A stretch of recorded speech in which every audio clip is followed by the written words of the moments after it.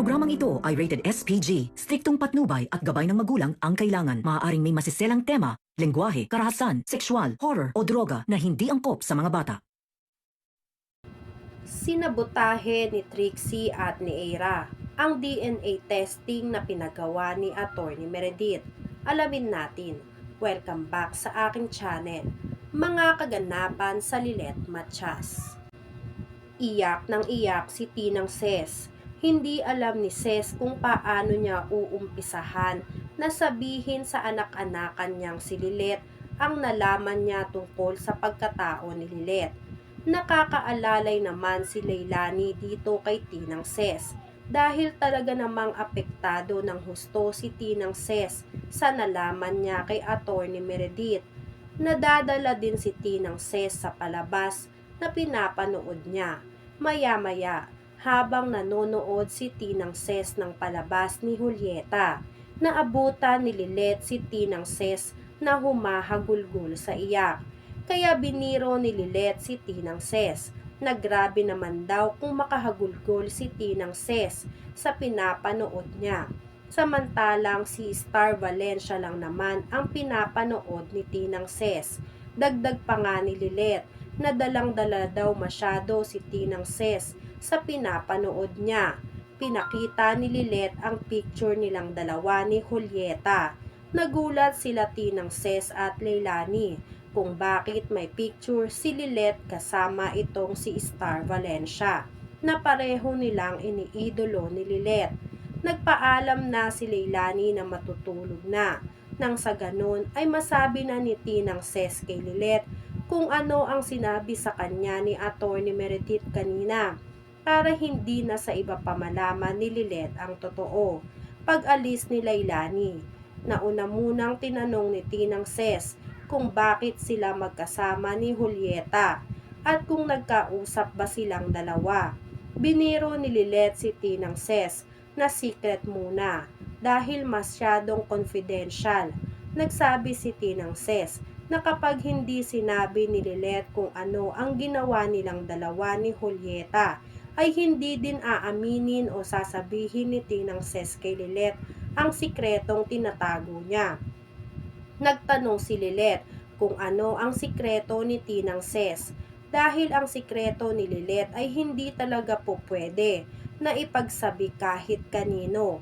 Biglang sumeryoso si Tinang Ses. Napansin ni Lilet na parang biglang nanahimik si Tinang Ses at mukhang seryoso ang sikreto nito. Kaya umupo muna si Lilet sa tabi ni Tinang Ses para itanong na kung ano ba ang sikreto na sinasabi ni Tinang Ses sa kanya.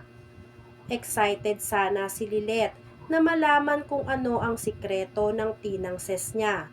Ang kaso nga ay nag-aalangan pa si Tinang Ses na sabihin kay Lilet ang totoo dahil sa pangamba ni Ses na baka malayo na ang loob ni Lilet sa kanya kung sakaling malaman na ni Lilet kung sino talaga ang tunay niyang ina. Sa kabilang banda, dahil narinig ni Trixie at ni Eira ang plano ni Atty. Meredith na magpapa-DNA testing silang dalawa ni Lilet para malaman kung mag-ina ba silang dalawa, ay nakaisip ng paraan si Trixie.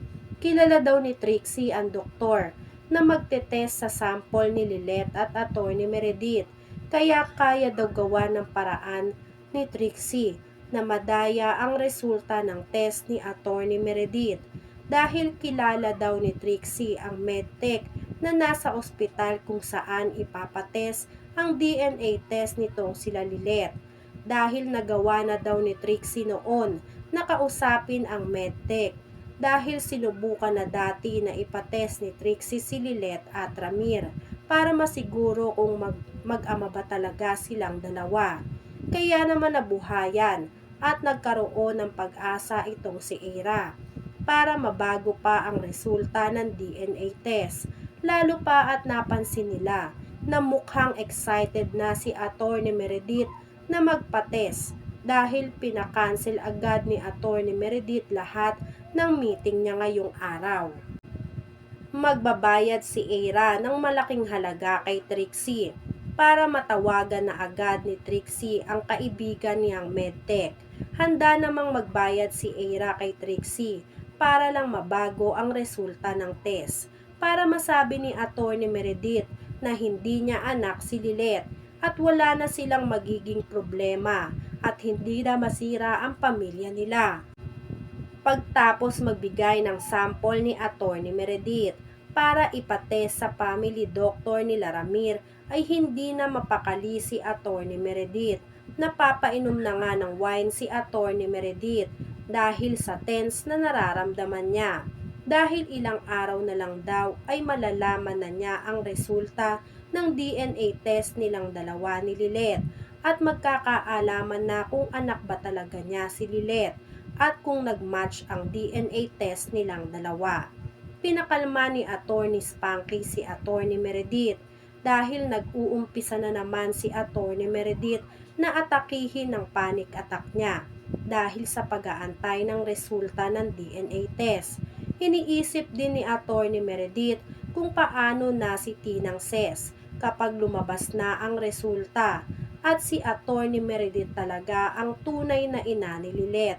Alam ni Atty. Meredith ang mararamdaman ni Tinang Ses dahil si Ses ang tumayong ina ni Lilet nang iwan siya nitong si Atty. Meredith. Iniisip din ni Atty. Meredith na kung ano na lang daw ang iisipin ni Tinang Ses na ang taong lumait-lait kay Lilet noon ay ang taong nanay pala ni Lilet. Hindi daw alam ni Atty. Meredith kung matatanggap ba siya ng mga ito dahil sa masasamang ginawa niya kay Lilet. Samantala, nagawa naman na ng paraan ni Trixie na ipabago sa kaibigan niyang medtech ang resulta ng DNA test na ipinagawa ni Atty. Meredith. Kaya naman ang ibalita ni Trixie kay Eira na okay na ang lahat dahil nagawa na niya ng paraan na kuntsabahin ang medtech ay lumakas na ang kumpiyansa ni Eira na magne-negative ang resulta ng test ni Lilet at Atty. Meredith. Hinarap ni Atty. Meredith si Eira nang makita niyang umuwi si Eira ng lasing. Nagsabi si Atty. Meredith na huwag pahirapan ni Eira ang sarili niya at tanggapin na lang ni Eira kung ano man ang magiging resulta ng test ni Lilet at Meredith. Pero napansin ni Atty. Meredith na mukhang sigurado si Eira sa magiging resulta ng DNA test. Kaya nagtaka si Atty. Meredith at nagtanong siya kay Eira kung ano ang ginawa ni Eira. At bakit sigurado si Eira na hinding-hindi sila magiging magkapatid ni Lilet dahil magne-negative naman daw ang resulta ng test. Hindi makasagot si Eira sa tanong ng ina niyang si Atty. Meredith. Samantala, nalulumbay nga si Ses dahil sa nangyayari sa pamilya nila. Hindi pa din nga nasabi ni Tinang Ses kay Lilet ang totoo dahil napanghinaan siya ng loob. Umalis si Lilet kasama si Julieta. Mag-out of town daw ang dalawa kasama itong si Julieta. Kaya nalulungkot si Ses. Ngayon pa nga lang daw na mag-out of town lang si Lilet ay nalulumbay na si Ses. Paano pa kaya kung nalaman na ni Lilet na ina niya si Atty. Meredith? Mas sure daw na malulungkot itong si Ses. Malalaman kaya ni Atty. Meredith na may ginawang kakaiba si Eira sa resulta ng DNA test? Yan nga ang mga kaganapan at mga dapat nating abangan dito sa Lilet Matias. Kung gusto nyo pa ng mga ganitong klaseng video, ay mag-subscribe at i-like itong video na to. Maraming salamat po.